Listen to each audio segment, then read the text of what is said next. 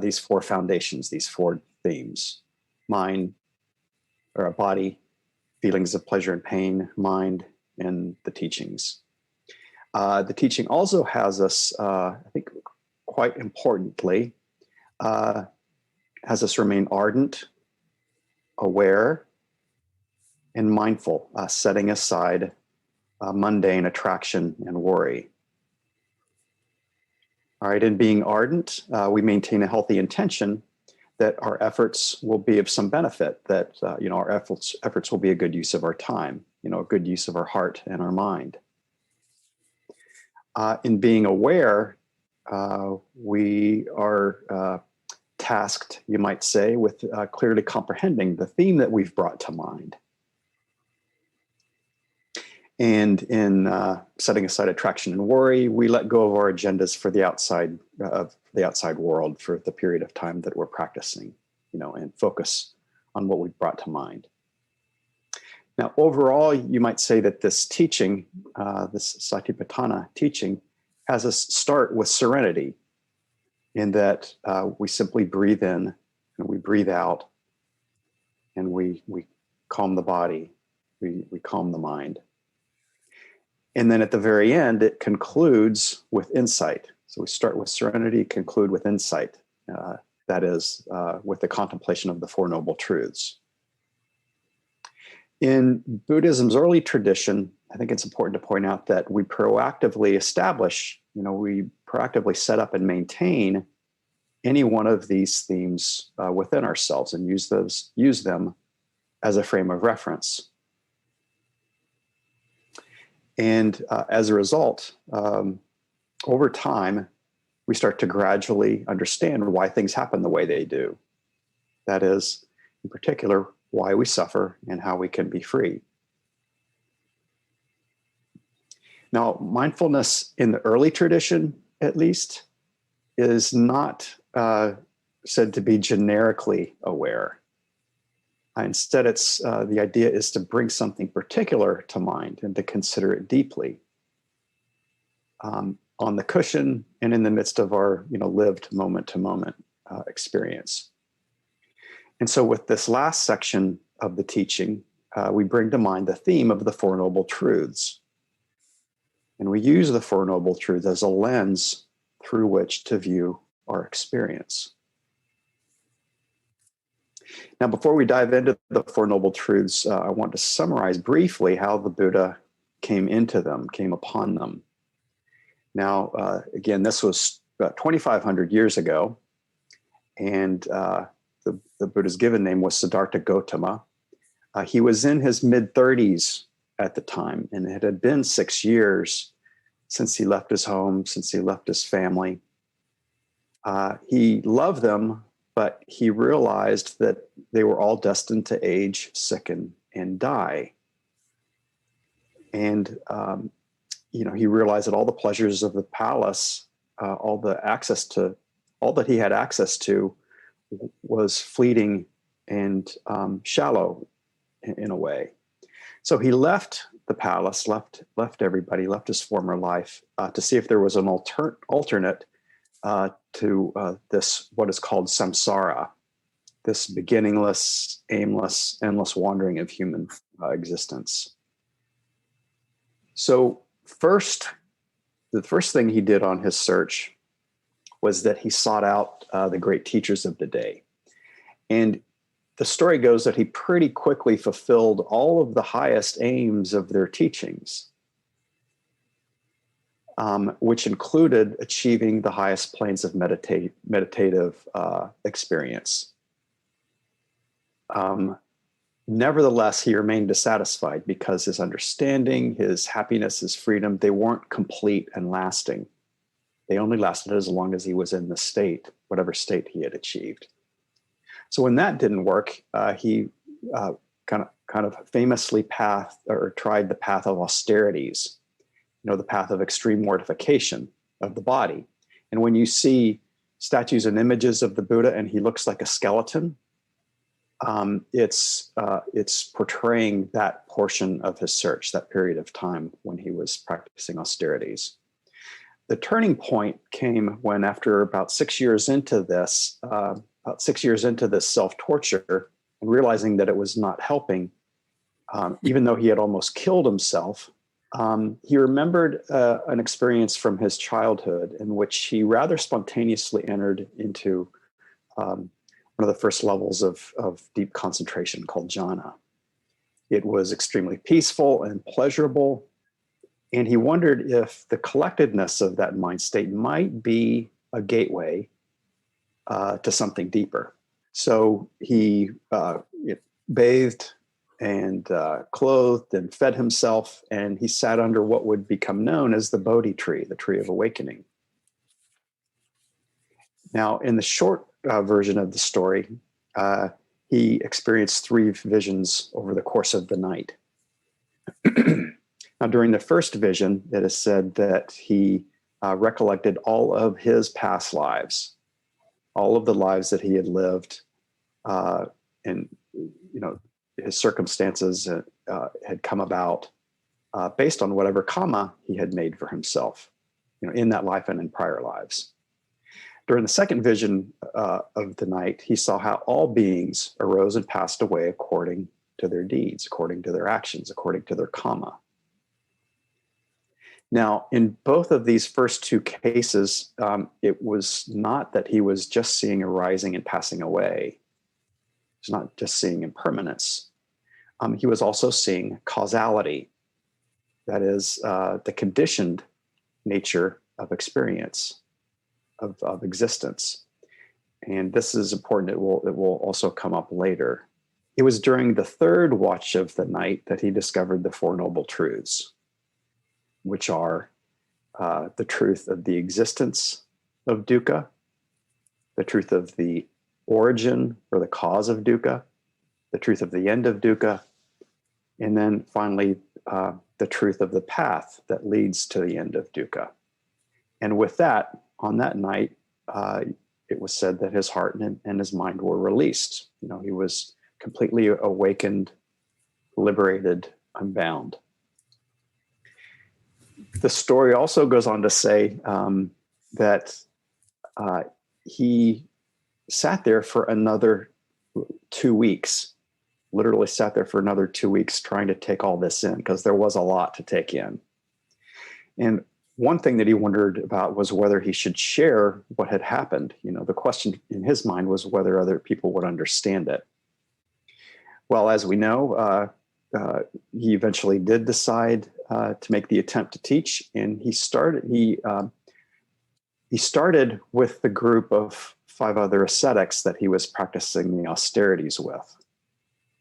So he sought them out and taught them. And this occasion of his first teaching to the 5 ascetics is preserved in a discourse called the Dhammacakkappavattana Sutta. Dhammacakkappavattana, which is usually translated as setting in motion the wheel of the Dhamma. So in this text, the Buddha outlined the Four Noble Truths: dukkha, the cause of dukkha, the end of dukkha, and the path leading to the end of dukkha. So the Four Noble Truths were his first teaching. What he also did with this in this first teaching that gets a little less airtime is that he also spelled out what you might call tasks associated with each of the truths, each of the 4 truths. That is, we're to comprehend, we're to abandon, we're to realize, and we're to develop. In particular, we're to comprehend dukkha, the first noble truth. We're to abandon the cause of dukkha, the second noble truth. We're to realize the end of dukkha, which is the third noble truth. And finally, we're to develop the path, which is the fourth noble truth.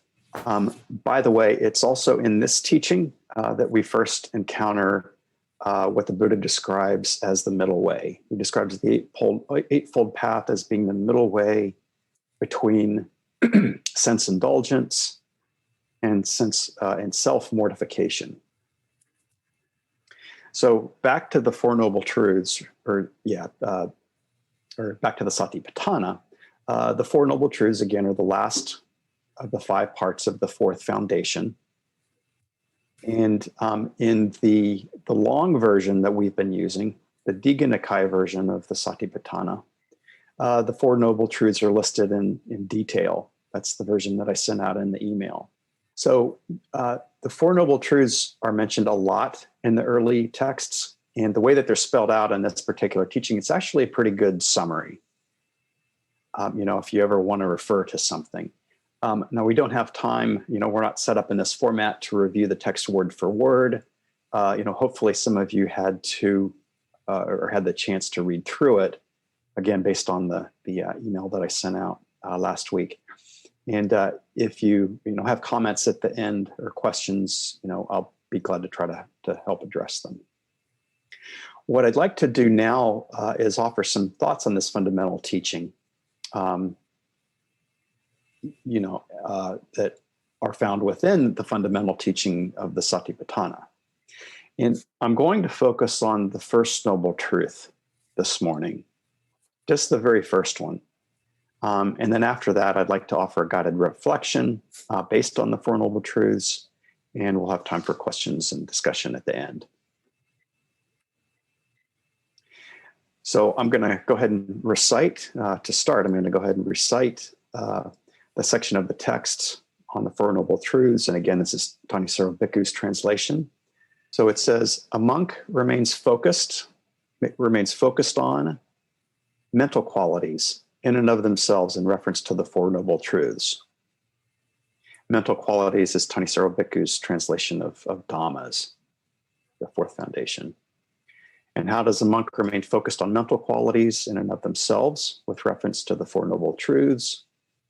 There is the case where he discerns, as it has come to be, that this is stress. This is the origin of stress. This is the cessation of stress.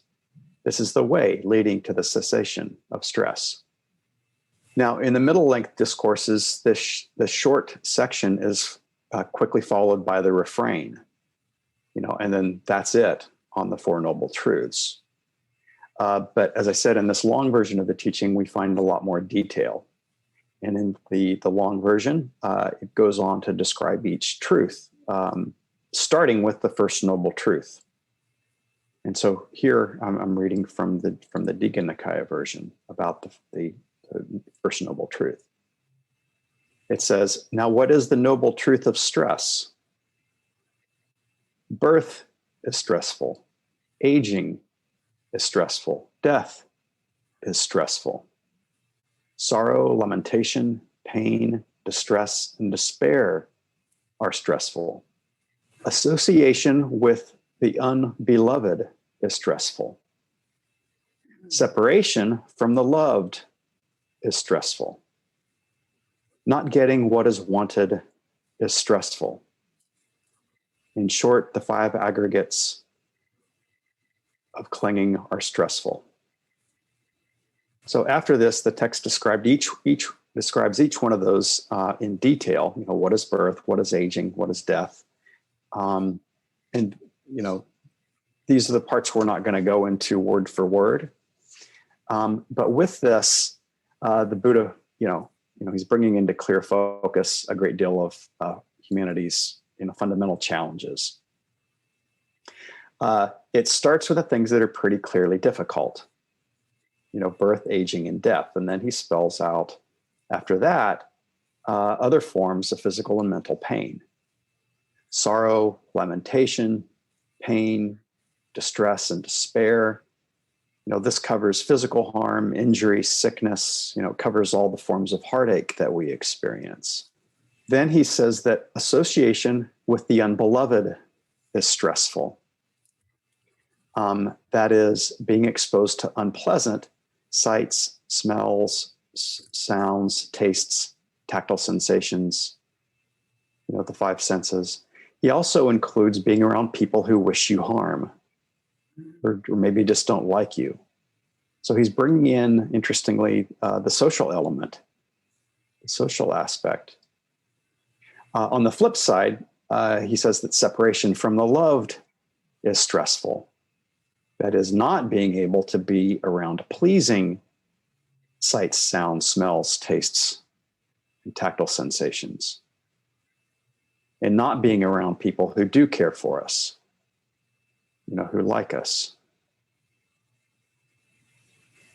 Next, not getting want is wanted is stressful.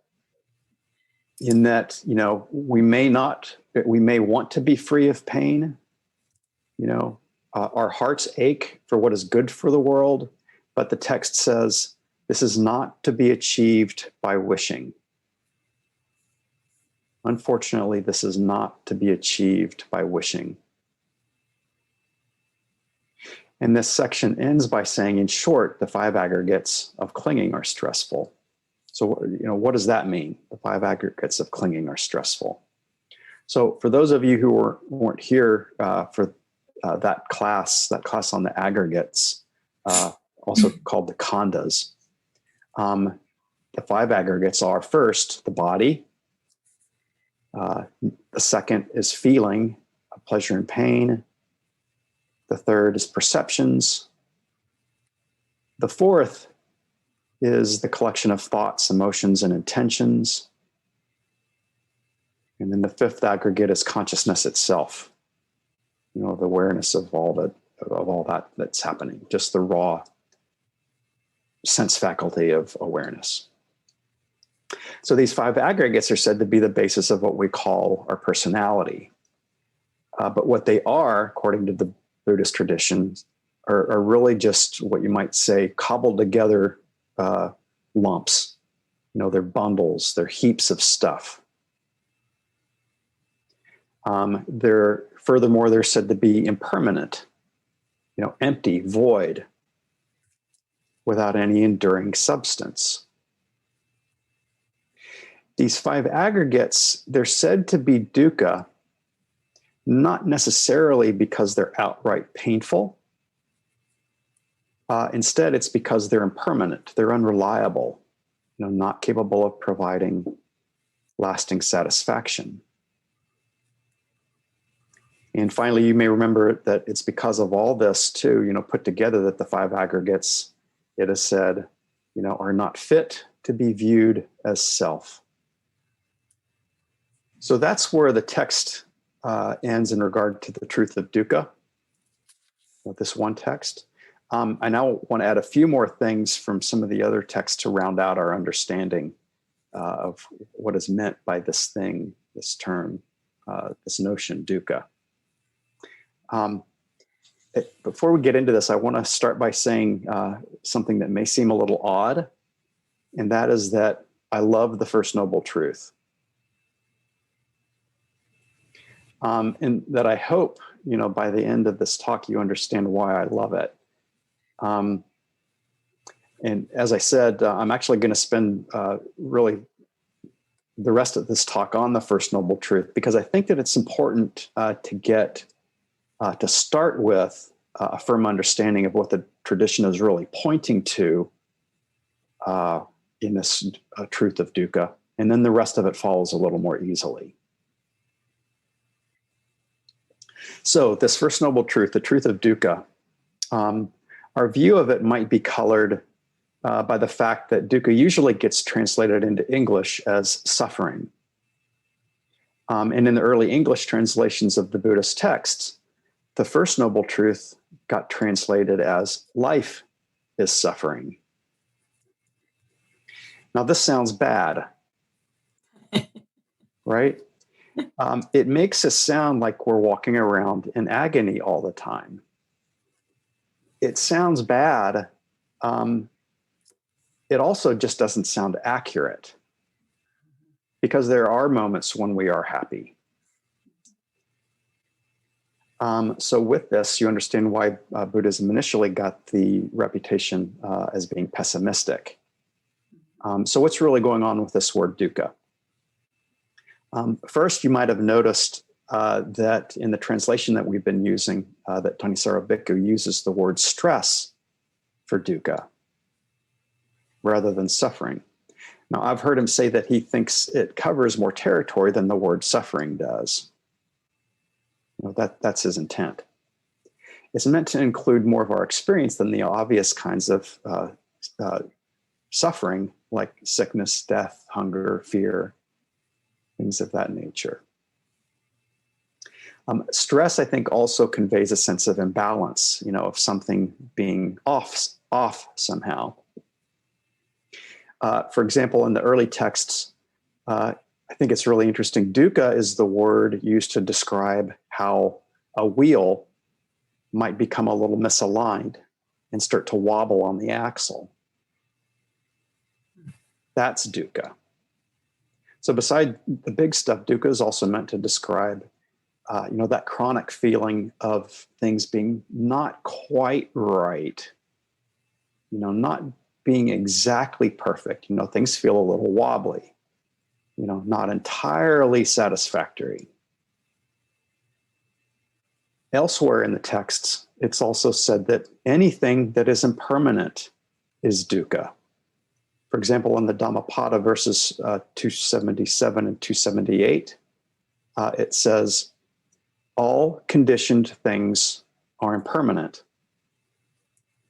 And being impermanent, all conditioned things are dukkha. So as such, conditioned things, which is basically all things except nibbana, they're not reliable. They're not fit to tether our hopes to. Conditioned things won't provide lasting happiness.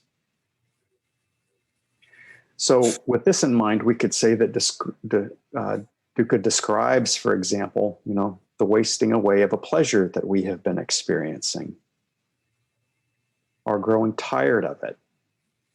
It describes the eroding of a relationship, perhaps one that we valued, or perhaps the loss of some peaceful state that we found ourselves in.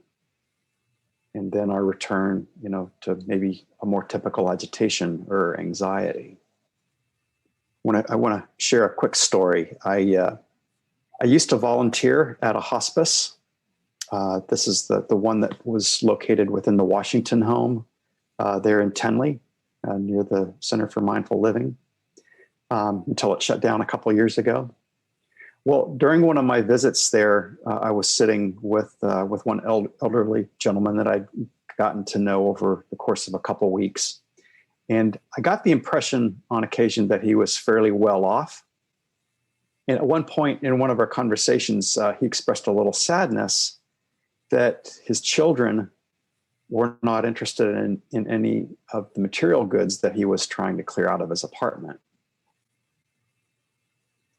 And he paused and he said, the silver, the fine furniture, it was all part of an acquisition period, part of a dream that was never formalized. And he really let that statement hang in the air. He really pondered it for a while. And it's like he was taking in, I got all this stuff that I thought would formalize my happiness, but it never actually, fulfilled the dream. Now, I don't see this as being particularly about materialism. Instead, I think that it's that in, whatever we get, whatever we really wanted and we actually got it, if it's in the conditioned realm, it's not going to permanently satisfy. This is the kind of thing that dukkha is pointing to.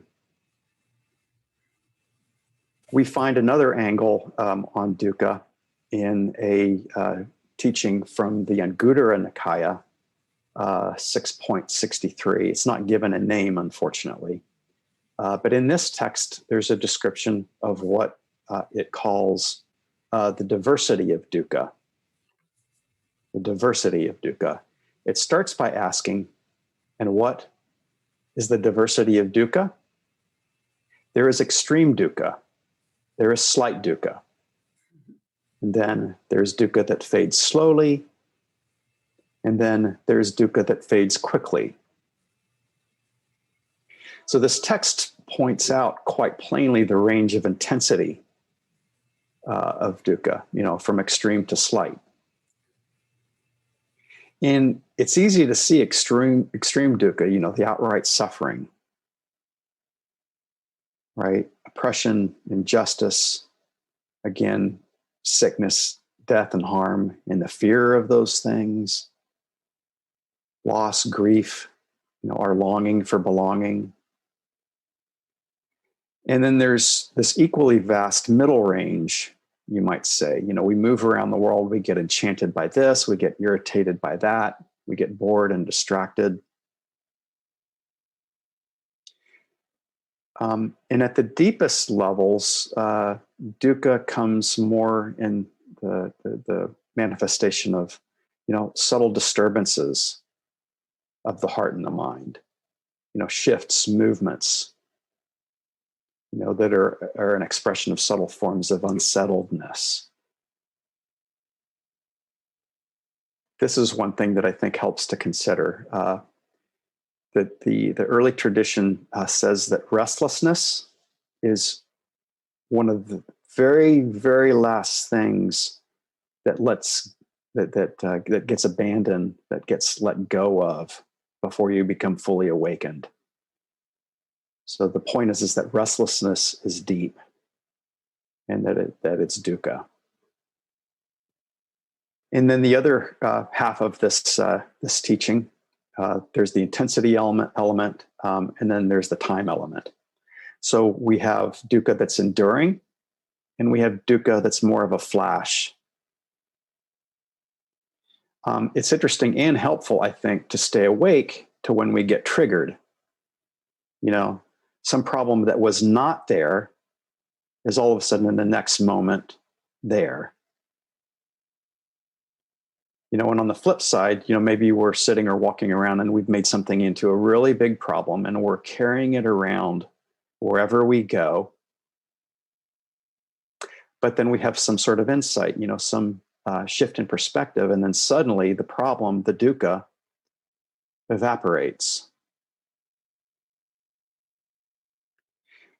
In general, I think it's really helpful to keep track of these comings and goings. Keep track of the time element, you might say. Keep track with clear comprehension, because over time, we gain a solid foothold. Apart from the comings and the goings, such that we don't get swept up with them, we don't get swept away by them.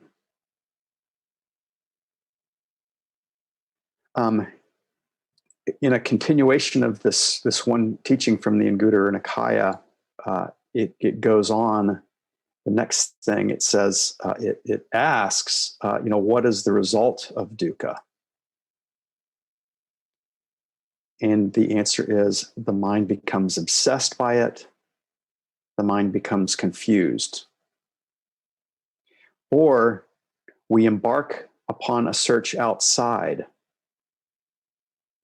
We ask, who in the world knows a word or two for putting an end to this dukkha?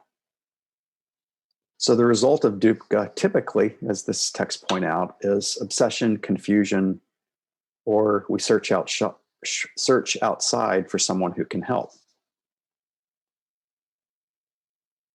And I think what this describes is how we create dream worlds within ourselves. We get entranced, spellbound by our mental life. We get frantic, sad, anxious, perplexed, confused, as the text says. Our bodies get tight, our minds race. We try to think our way out of bad situations. Right? We go into planning mode. And the question is, how can I make this stop? How can I get away from it?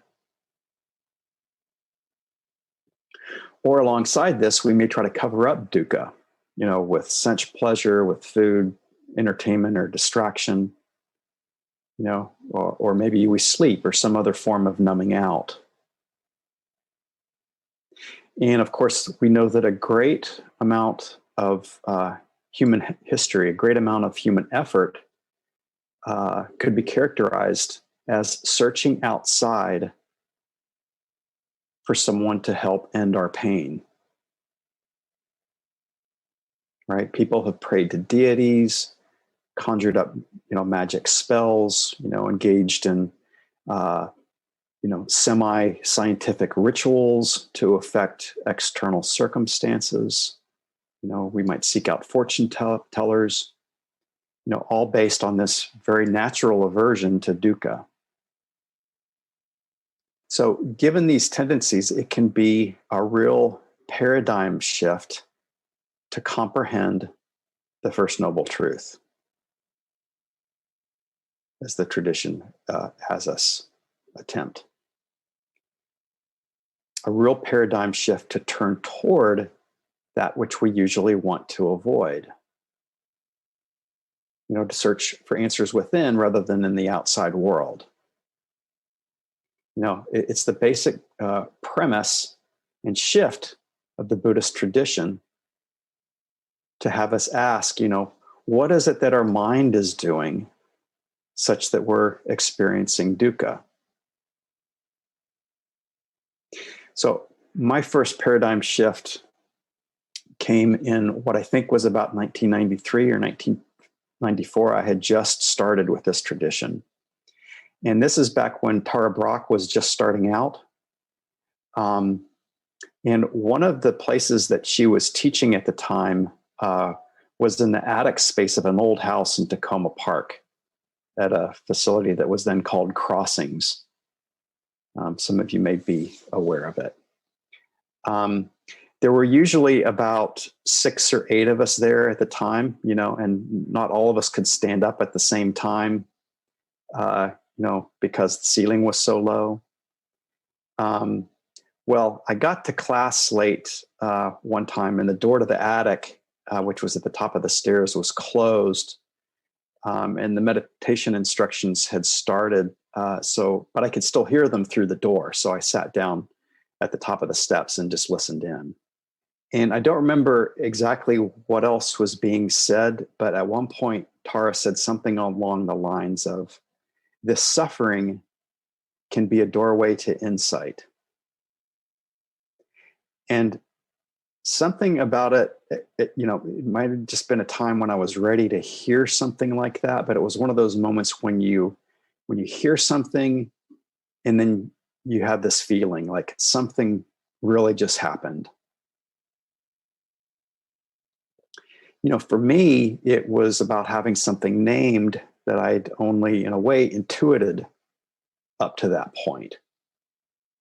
But it's something I'd had a sense of, since I was a little kid. And that intuition was that it's better to be real. Now, in a similar fashion, I recently heard Wynton Marsalis, the jazz musician. He was being interviewed and he was talking about blues music. And what he said was, about blues, he said, tell me what's real and I'll feel better than when I'm trying to pretend. So this, I think, is the power, not of dukkha itself, but of the Buddha's encouragement to comprehend dukkha, to be real for ourselves and for others. And that's what I meant when I said that I love the First Noble Truth. So, instead of looking away from dukkha or working feverishly and endlessly to concoct satisfaction within it, we look squarely at it. And by doing so, we come into these moments of fundamental clarity. The mind finds a measure of peace and stability. It finds a kind of relief that comes from just being real. Now, this is not the end of the path. Instead, I think it's the moment in which we first have a firm footing upon it, a firm footing within it, because it creates the kind of clarity we need to proceed.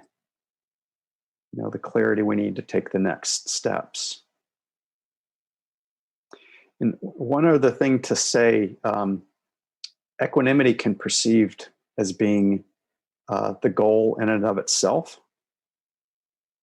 But I think it's more accurate to say that equanimity is a tool, in that it helps us to be with things that we might not ordinarily be okay with. It helps us to be with the hard stuff, within ourselves and with others, and within the world in general. Equanimity is what actually helps compassion be true.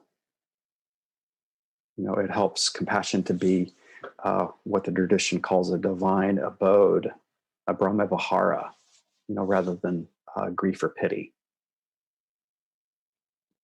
So that's what I'd like to say about the First Noble Truth. As is usual, I've given you a lot to think about, a lot to kind of feel your way into. I'd like to end the talk here, and as I said before, I'd like to give ourselves a little time to practice with this. And just to say, as deep and detailed as this one teaching can be, I find that the Four Noble Truths very easily lend themselves to being streamlined and spare, simple, accessible. So what I'd like to do now is offer a guided meditation, guided reflection that shows how we might work with the First Noble Truth in particular. I think this will take us about 15 minutes or so. So if you want to adjust your expectations accordingly.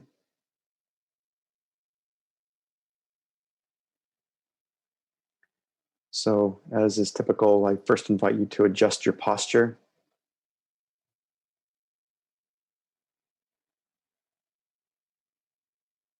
Let your eyes close if that's comfortable.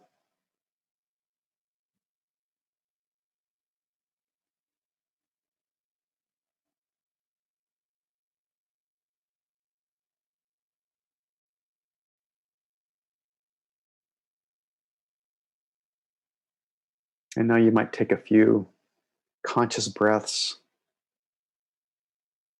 Breathe deeply into the belly. Feel your body. Breathe out and relax your body. Relax your mind.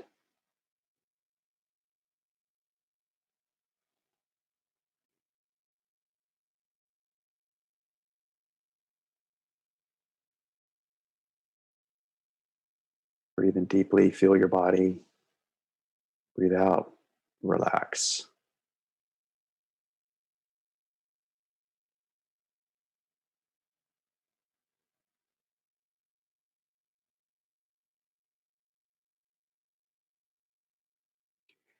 And now for this period of time, I invite you to bring to mind and to consider this noble truth of dukkha.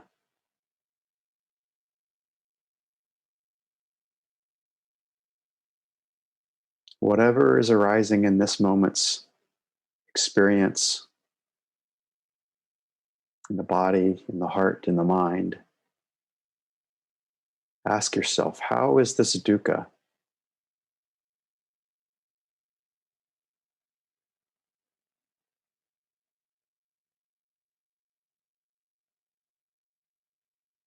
Whatever is arising, apply this label, this framing, this perception of the First Noble Truth.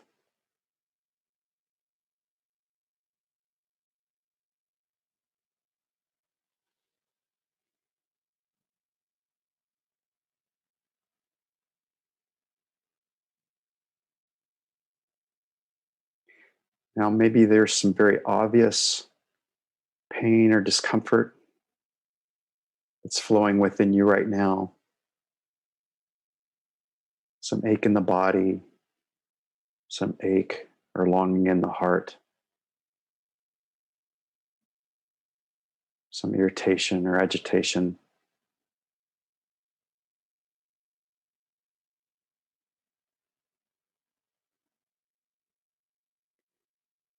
Maybe there's one thing and it's enduring, or maybe it's several things. They're shifting, percolating.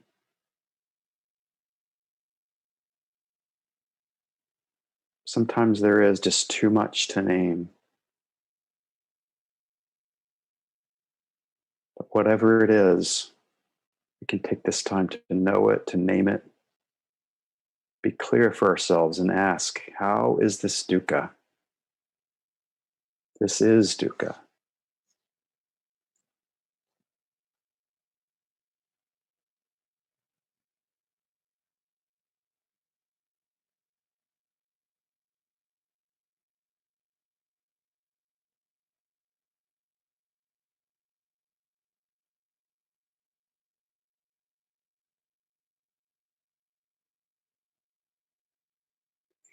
It may not be that there's something in your physical, mental, heart experience right now that is particularly strong, painful. Nothing you would say is particularly uncomfortable.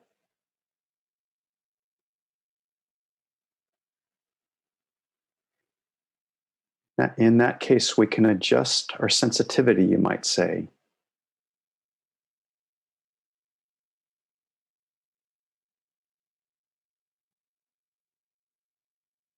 Adjust our sensitivity and start to clue into subtle, very subtle facets of disturbance, of imbalance.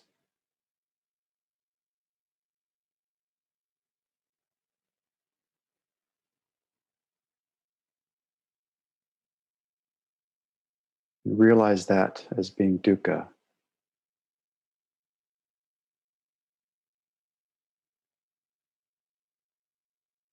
Look for any whisper of the body, heart, or mind being unsettled, restless.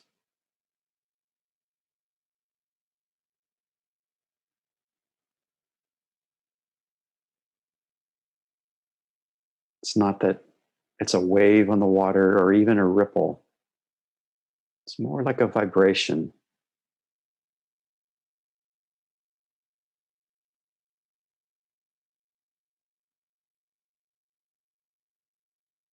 A subtle urge to think, a shift of intention.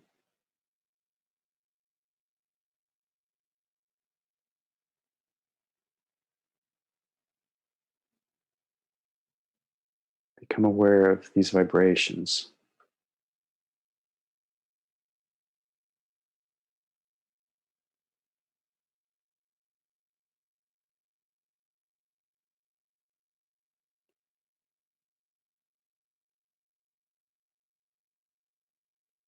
So these manifestations of dukkha, whether they are strong or subtle, stable or dynamic, see if this simple way of perceiving it, simple way of framing it, provides you with a kind of clear comprehension of it. It does offer a form of peace and stability.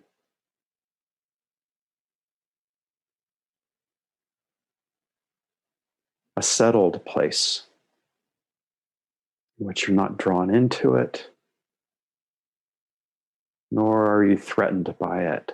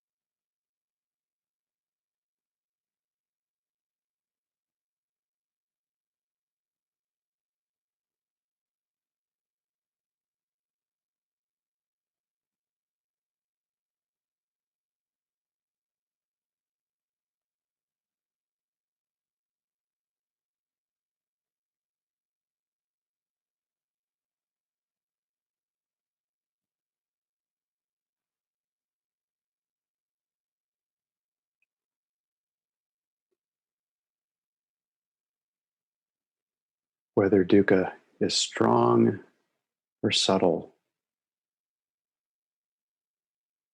See if right now you can find your place of composure within it.